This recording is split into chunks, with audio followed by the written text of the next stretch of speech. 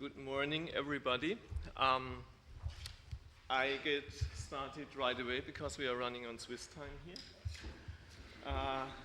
I, for the first time in my life, try to use a timer too. The challenge will be to look at it. I'm not sure if I can manage that. I have to talk about the German election campaign in times of crisis, and that title sort of suggests that you have to start with a look at the economy, and there, of course, you immediately see that the notion of crisis, at least if you look at the situation from a domestic perspective and not from the perspective that the European Commission has assumed about 2 weeks ago, the notion of crisis appears a little bit difficult, because what we see here is actually a thriving economy, a flourishing economy in the middle of a situation where almost everywhere else a more or less catastrophic news diffuse all the time. All that starts with an increasingly positive trade surplus, which of course in the footnote is the one thing that angered the European Commission for good reason. But it's not so worrisome for Germans from a domestic point of view, of course, because what it leads to is that Germany is a country where you could see during the past year some growth, where everywhere else you saw stagnation, if not a recession. Germany also experienced an absolutely dramatic decrease of unemployment numbers from more than 5 million down to less than 3 million in some 7-8 years. The rate is now, you have to go more than 30 years in West Germany to find rates that are as low as they are now in terms of unemployment, and all that leads actually to a very comfortable situation for the state, because higher tax incomes mixed with lower welfare expenditures lead to a situation now where the government actually expects a balanced budget next year and surpluses after that. So from a domestic point of view, not much of a crisis here, and it doesn't really need highly paid consultants to make up your mind about how to campaign under such circumstances. The leading government party, the Christian Democrats, campaign on the notion of we have been highly successful, we carry on as we always did, and that means you can enjoy these successes in the future too. That was the basic story, combined with a highly personalized campaign centered on the person of Angela Merkel. The basic notion is, let mommy take care of these things, you mustn't need the details, just trust mommy. Maybe not all of you know that actually Angela Merkel is addressed, especially among her followers, somewhat ironically, but not entirely ironically, as mommy in Germany. So mommy takes care of all that. On the side of the Social Democrats, it's not really daddy we see there, although they also ran a highly personalized campaign, just with a much less popular candidate. They also tried to campaign on a frame of rising inequality and issued lots of promises to those less well-off in the country. So we here, okay, so you see here lots of we's. That's always meant domestically. It's addressing the Germans, and actually it's mainly addressing the German lower classes, to which the Social Democrats promised, caps on rents, more places for childcare, a minimum wage, an earlier retirement age, and things like that. So that was the basic idea the Social Democrats tried to campaign about. Now, what about the notion of crisis? It simply was not there in this campaign. No one actually dared to talk about the crisis. The crisis was the big taboo of this campaign. And shame on the one who just, for a slip of tongue, mentioned the notion of that there's some problem with the euro. He got beaten immediately by everyone of the established parties. Now, if you looked into the manifestos, you could see some slight differences on euro-related policies. The government parties clearly said, we carry on like always, and that's the best thing to do. We help the indebted countries, not too generously and highly conditionally, conditional on austerity-oriented reforms, and certainly we don't want any sharing of debts. The opposition parties, on the other hand, added a more or less strong element of solidarity to this solidity story.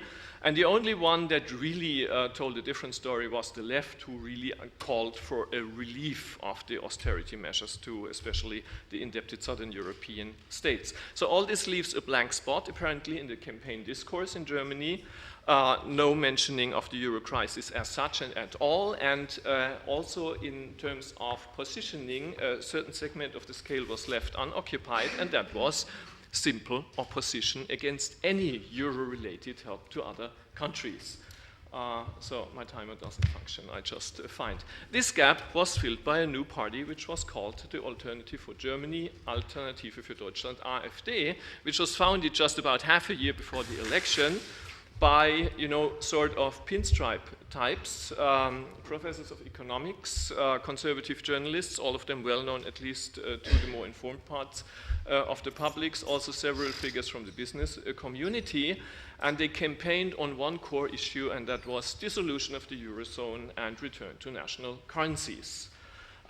They added also a few other issues, but mainly with an economic subtone, like a flat tax, turn to a flat tax within Germany. And I'm mentioning that because I have to come back to that later on. Coming to me, as actually when I saw it first, as sort of a surprise, calling for a stop to what they called unordered immigration into the German welfare system. They were quite well funded, got some significant donations from the business community, and could therefore run a really visible professional campaign. And that meant something for the later process, which will become visible later on. Now let's turn to voters. And here we see that voters were actually well aware of what the economic situation looked like. Compare just the numbers for the sociotropic perceptions between 2013 and 2005. And you see that actually in 2013, those believing that the economy was not in good shape were just a tiny, small minority, and 5 times as many people were actually aware of the very favorable situation of the economy. But that doesn't mean that the crisis was not on people's minds. If you ask them an open question, what is the biggest problem of the country?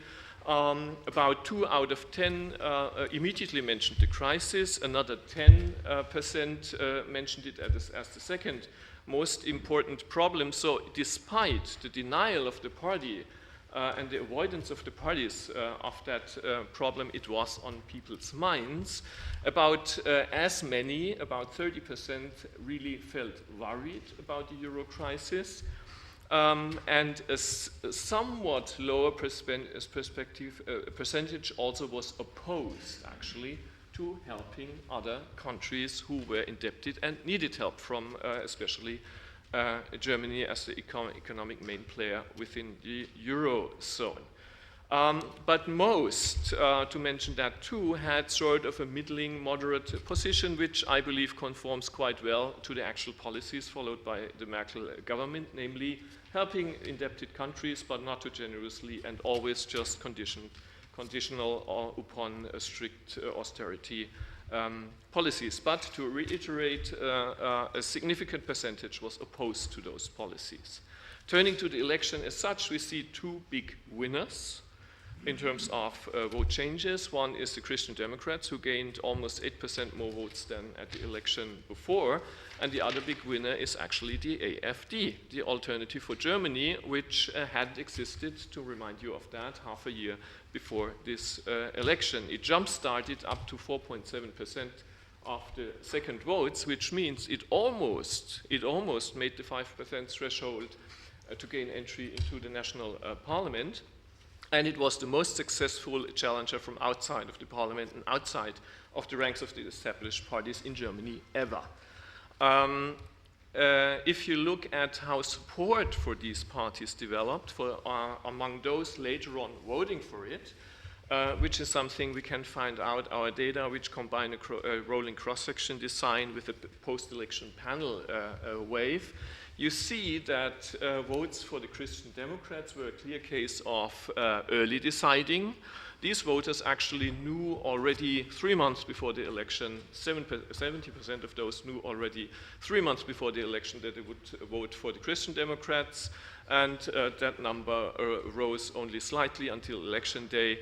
And the situation, importantly, was much, much, much different for the AfD. Just 30% for most of the campaign claimed already they would vote for that party of those who later on ended up voting for it. During the last week before the campaign, we saw a rise of some 20%, and the rest, about half of the votes they got, just came together basically in the very last minute. So this is an extreme case of late deciding, and it has important implications for the reasons why this party was voted for, as you can see in a moment. I conclude that talk by having a look at the backgrounds of vote choices for the Christian Democrats and for the AfD. For the Christian Democrats, the story is pretty simple. This is a clear case of, the reward-punishment mechanism in economic voting. Those, I see I have still lots of time left. I'm surprised. Yeah, I don't need them actually, I think. Those with favorable perspectives on the economy tended with a quite strong tendency to vote for the Christian Democrats. However, this economic voting was mediated by assessments of the governmental performance and also by the personal popularity of Chancellor Merkel. And I want to draw your attention to that number here. That's the performance effect, which is absolutely tremendous. Such a big effect you see really rarely in such analysis. But what is even more striking, perhaps, is actually that the Chancellor effect, the effect of personalized voting for the Chancellor, is considerably stronger than the effect of partisanship on the vote for the Christian Democrats, which usually in such models on German electoral behavior beats just everything. So this is a real turn. We have already seen a bit of that in 2009, but there seems to be a real turn in electoral behavior going on. If you look at the if you look at the AfD, the story is a very different one. Of course, it cannot come as a big surprise that the AfD was more popular among partisans and among people who believed it could make the 5% threshold of the electoral system. It was also somewhat more popular among men than among women, among East Germans than among West Germans, and also, interestingly, among those following TV news less intensely, among people who were not really very well informed politically, and also among socioeconomically conservative people. But that's not the important story. The important story is the economic measures, and here worries about the euro crisis clearly helped the AfD to gain votes. And you see really extremely strong relationships, specifically on two aspects of economic perceptions.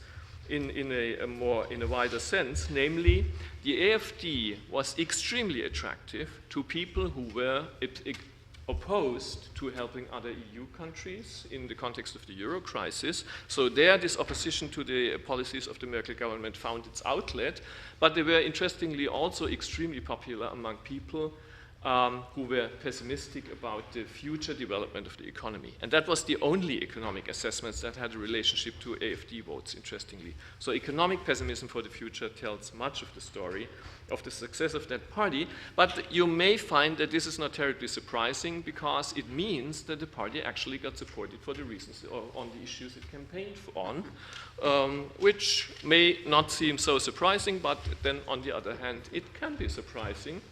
Now you distracted me. Don't shoot the messenger. In any case, I mean, clearly these sentiments found an outlet in that party, but that's not the entire story, because if you look at those who changed to that party in the very last minute, we see a different element coming on top of these economic orientations, and that's the anti-immigration sentiment. So apparently this product diversification worked, and the real reason of the success is not only in the euro crisis, rooted in the country's relationship in the euro crisis, but also an anti-immigrant sentiment within the country on which the party also capitalized. To conclude, the favorable economic conditions within Germany from a domestic perspective worked in favor of the CDU-CSU. It was rewarded at the polls. The de-thematization of the euro crisis by all established parties actually on an issue that was on the minds of voters and was found worrisome, worked to the advantage of the AfD, but also immigration critical positions within the population, which may actually have nothing to do with the euro crisis. The correlation between these items is very low. If we look into the future, I'm convinced, I must say, that the AfD will make it into the next European Parliament, maybe even relatively strong, because turnout will be very low overall. And the big question now is, what will become of that? Shut up. What will become of that party in the future? And the temptation clearly is there to turn into a right-wing populist party. Right-wing forces have already started attempts to turn the party around and to turn it into something much more to their taste. And we will have to see who will prevail in the end. Thank you very much.